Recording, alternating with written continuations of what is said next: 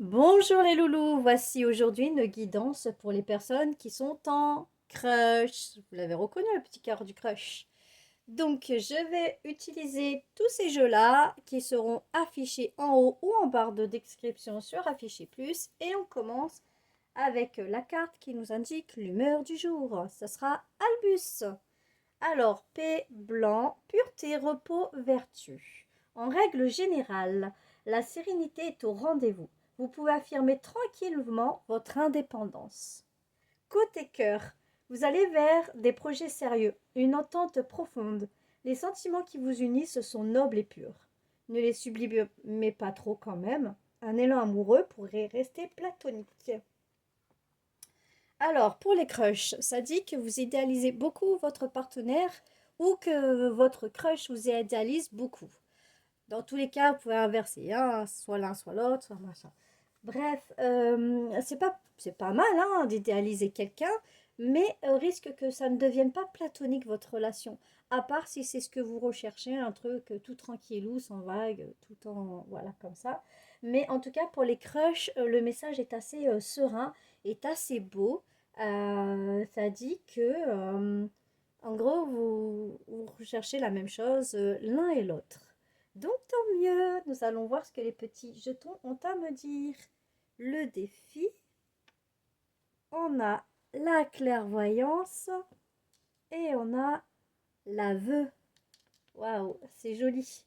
Donc vous savez, les crushs au fond de vous, parce que vous êtes clairvoyant, hein, vous ressentez les choses au fond de vous. Donc l'aveu, c'est que vous savez que votre crush est en crush aussi sur vous.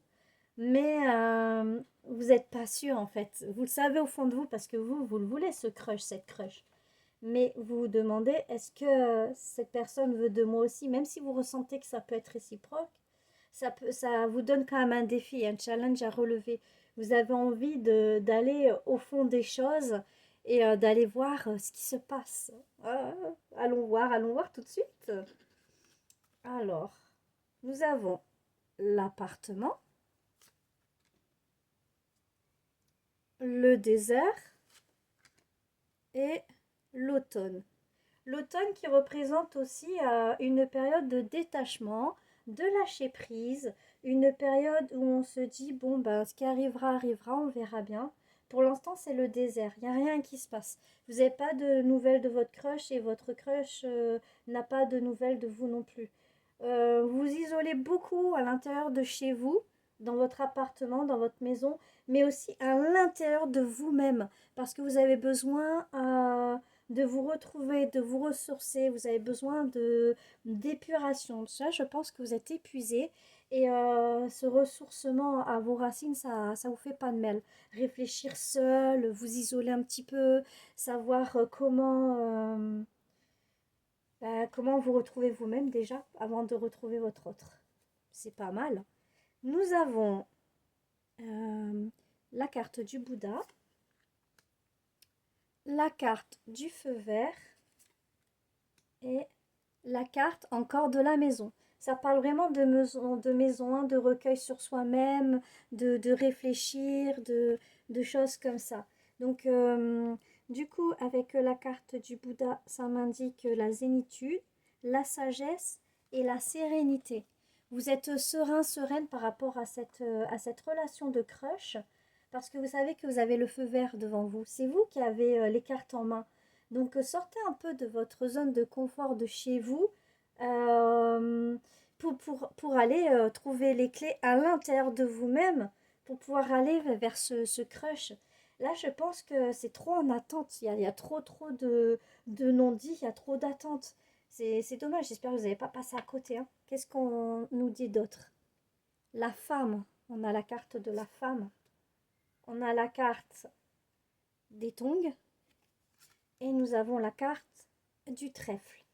Alors, qu'est-ce que ça nous dit avec la carte des tongs? Bon, bien sûr, les tongs, ça indique l'été. Ça indique aussi avec... vous avez beaucoup d'attirance pour cette femme. Ou si vous êtes un homme qui regardait, ça peut être votre autre homme qui a des polarités féminines ou une femme que vous convoitez. Et si c'est une femme qui regarde, c'est que vous convoitez peut-être une autre femme avec qui vous avez des énergies comme ça ou vous-même vous reflétez ça à l'autre personne. C'est-à-dire qu'on voit comme quelqu'un de chaleureux, comme quelqu'un de joyeux, comme quelqu'un de chanceux, quelqu'un de rayonnant. Vous illuminez, vous êtes un petit soleil pour votre hôte et votre hôte est un petit soleil aussi pour vous, hein. Mais là, c'est bien votre hôte qui vous imagine comme ça. Il voit avec la carte de la chance aussi que vous êtes une personne qui reflète le bonheur, qui est joyeuse. Malgré les épreuves difficiles, on vous voit quand même comme une battante, comme quelqu'un de rayonnant, rayonnante. Bon, et conclusion, alors, est-ce que ça va bouger ou pas? L'énergie tierce. Ah là là, ça bouge pas parce qu'il y a quelqu'un d'autre dans le jeu. En fait, je pense que votre crush n'est pas disponible parce qu'il ou elle a quelqu'un d'autre. Mais ça ne veut pas forcément dire que cette personne est forcément un autre crush ou une personne amoureuse. Ça peut être aussi l'entourage, les amis, la famille, d'autres personnes qui bloquent un petit peu cette relation et qui empêchent votre crush de venir vers vous. L'énergie de tierce n'est pas forcément une... un ou une chérie, quoi. Ça peut être aussi d'autres personnes. Donc je pense que là, votre crush, en fait, attend le bon moment. Il ou elle attend le bon moment pour venir vers vous, parce qu'il ou qu'elle sait que vous ne lui avez pas fermé la porte, mais que vous lui avez laissée ouverte. Mais je pense que ce crush attend de trouver un moment calme et serein pour vous retrouver seul avec vous et sans justement toutes ces énergies tierces autour. Parce que je pense que toutes ces énergies tierces bloque vraiment votre relation.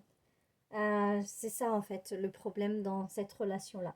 Bon, pour les crushs, si cela vous a plu, n'hésitez pas à me laisser un petit commentaire, un petit j'aime, de partager. Et voilà, je vous dis à bientôt. Gros bisous.